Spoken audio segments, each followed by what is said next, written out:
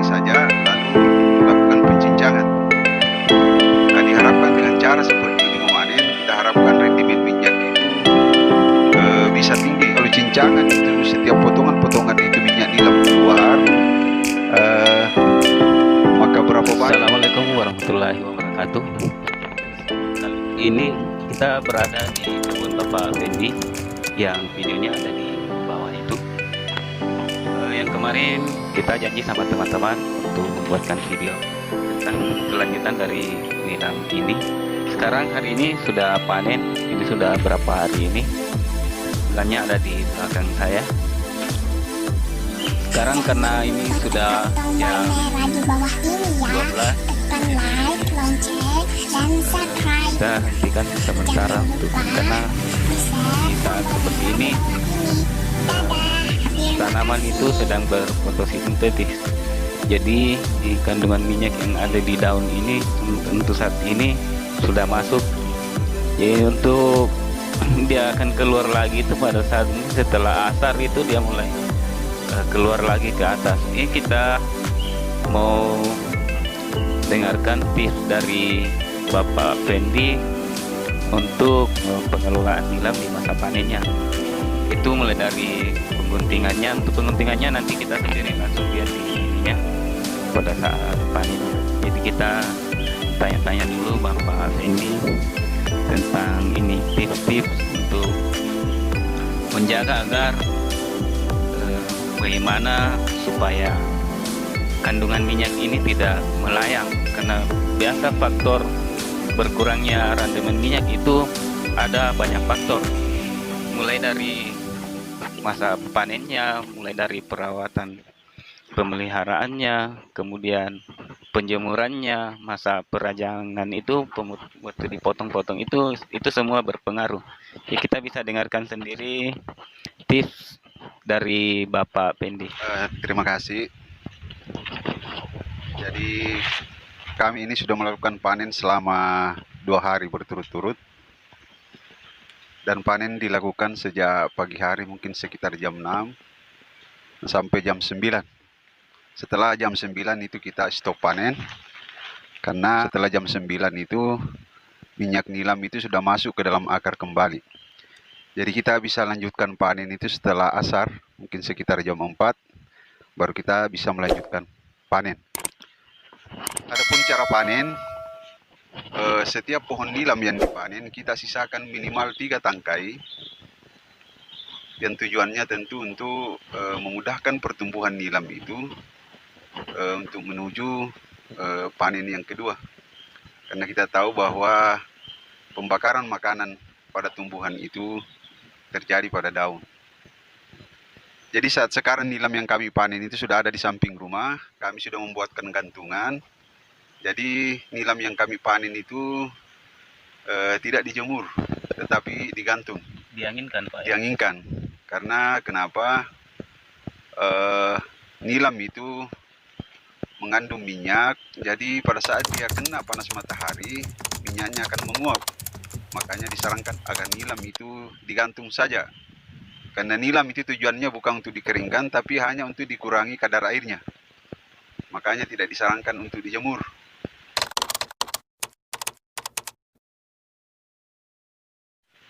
Masa penggantungan itu tergantung cuaca. Jika cuaca panas itu bisa kita gantung 3 hari saja, lalu lakukan pencincangan.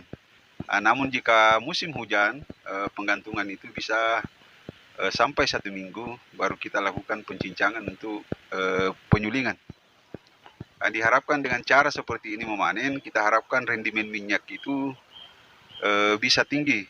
Karena dengan cara panen seperti ini, kita bisa mengurangi penguapan minyak karena kesalahan perlakuan terhadap tanaman nilam itu sendiri. Jadi bapak-bapak yang menonton video ini, kami akan susul video berikutnya dari hasil penyulingan kami nanti. Mungkin 3-4 hari ke depan hasil penyulingan itu akan kami unggah lagi di channel kami ini. Barangkali begitu penyampaian saya. Terima kasih atas perhatian. Banyak juga saya lihat setelah panen seperti ini, langsung dicincang, Cincang. dipotong ya. Ya. Itu bisa mengurangi kadar minyak atau Iya, panen itu kemudian dicincang lalu dikeringkan, dijemur, itu penguapannya itu bisa banyak sekali penguapan minyak. begitu. Iya, jadi kita bisa bayangkan kalau cincangan itu setiap potongan-potongan itu minyak nilam keluar, eh, maka berapa banyak minyak yang hilang dari nilam itu sendiri. Kantong minyaknya pecah.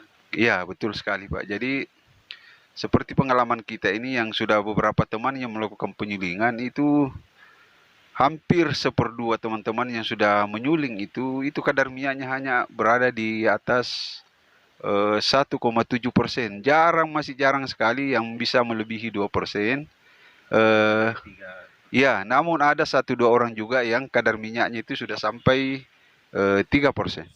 Jadi gini Pak, kalau nilam ini kan kalau masa panen, bagaimana ciri-cirinya kita bisa mengetahui bahwa itu sudah layak untuk dipanen, dan untuk indikator awal itu bagaimana kita mengetahui bahwa minyak sudah terbentuk itu, taruhlah misalnya dari 4 bulan, 5 bulan, atau 6 bulan itu kita bisa melihat perkembangan dari daun itu untuk pembentukan minyaknya sampai ke masa panen Pak. Bagaimana ciri-cirinya? Mungkin bisa dijelaskan Pak?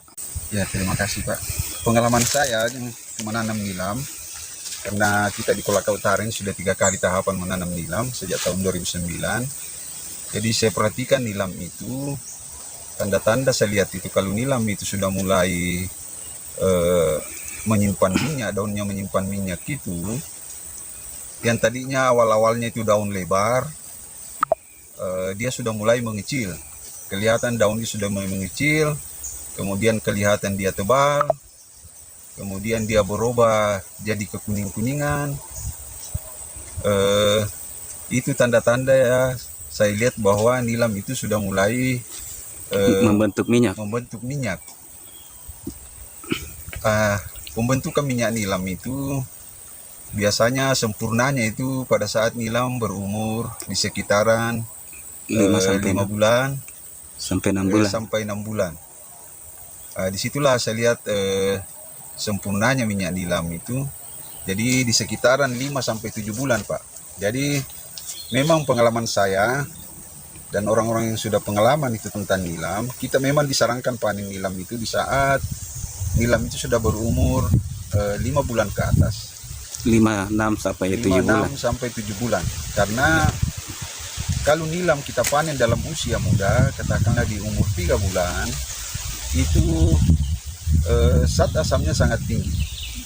Dan itulah yang berpengaruh terhadap harga nilam itu sendiri. Iya. Ya, karena penguraiannya nilam menurut para pembelinya itu kosnya sangat tinggi untuk memisahkan itu zat asamnya nilam yang disebabkan oleh panen usia muda nilam. Itulah yang bisa membuat harga nilam itu jatuh menjadi murah harga nilam itu. Jadi saya harapkan kepada teman-teman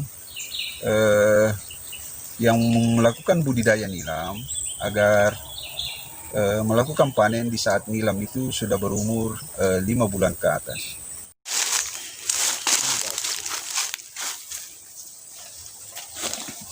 Kuning-kuningan begini. Nah, ini dia yang dimaksud teman-teman.